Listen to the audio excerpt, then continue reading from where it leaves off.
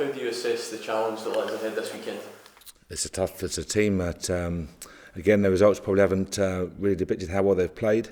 So we know it's a tough challenge again, tough place to go. It's a good playing surface. So it's very similar. Every week it's the same rhetoric, but it is. You have to prepare well, train well, analyse your opponent, respect them obviously. They'll be scrapping for points, as everyone is. So go there and try and dominate the football and do what we do. In terms of being on the road, do you see similarities with fixtures like this and perhaps the last one, Ross County away? Are they similar in terms of the teams and the way they set up? No, I think that every team is hard to beat. I think we expect them to play three at the back. That's what we expect. Similar to Dundee last week. Seems to be the in formation, so to speak, but it's effective. They're organised, well organised, good quality, have pace up front, very well managed. So we know the threat we face, but I say that week in, week out because there's no easy games. Anyone beats anyone, so it's a tough league, and we have to respect that and go there and try and deliver our performance. What's the psychological importance of getting the points on the board when Aberdeen aren't going to be playing this weekend? I think for me, I'm not saying it's irrelevant. I think it's just important. Why about yourself? It's the next game. It's all we focus on is Saturday, and it's 3 more points, 3 more valuable points. So I understand the implication in terms of they have a different game and we can go into second place. I get all of that, but the key thing is focus on yourselves, focus on the game, deliver the performance, get the 3 points. You mentioned the Thistle's formation 3 at the back. It seems to be half the league has been playing that the last couple of weeks. Is it something that makes you have to readjust what you do? Formation? People change for a reason. People might change formation for the personnel they have within their playing squad, and it suits them and plays to their strengths. But with every yin and yang, for every strength there's a weakness. So you have to try and expose a weakness and try and use your strengths to exploit that. And if you can, all well and good. But you have to respect it, respect the opponent, analyse them well, and try and prepare your players as best you can for the test they face. You think you learned something from playing against that formation just last week as well? Yeah, you can, and again, everyone will tell you that the 3 can be vulnerable to the switch, etc. And people will tell you how you beat formations and the strength of a formation. It's about your players. It's about how they play, how they deal with the football, how they deal with the situations that the game throws up. So it is the same every week. It's about us doing what we do well. If we do that, we'll be fine. If we don't, we'll have a problem because they're a tough opponent. You obviously had players that came off the bench last weekend and did well for you. Does that give you an extra challenge picking the team this week? Is it good to have that? No, I think the challenge is we face a 3-game week.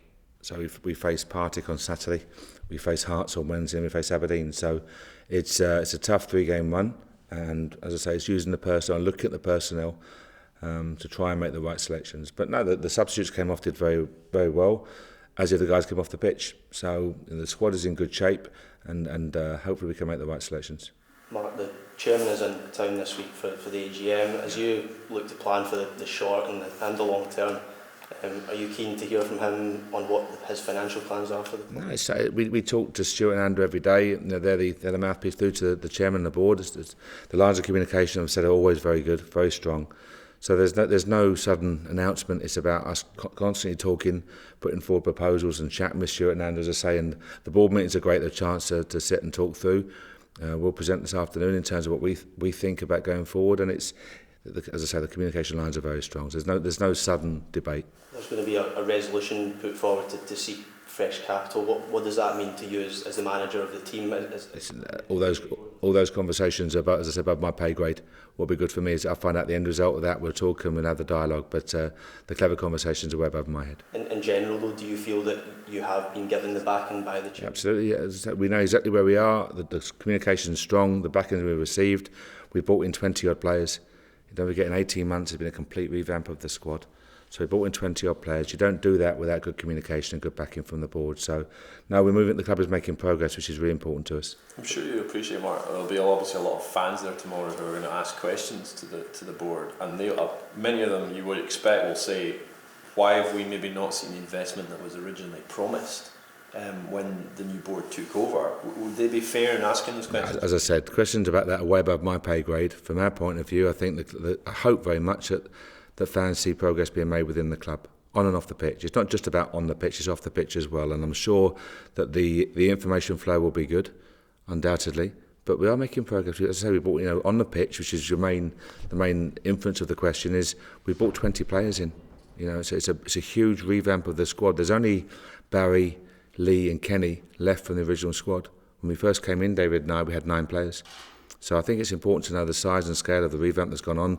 The communication has been very positive. Day in, day out, we speak to Stuart and Andrew. I spoke to Stuart 3 or 4 times yesterday, and again today we've spoken. So the communication is good, and it's important that we have that support right the way through. We've received it so far. Do you think that the supporters, though, accept the time that it may take to bridge the gap, which you've talked about at various points through the season, between yourselves and Celtic? Yeah, I hope that's so. Ultimately. I hope so.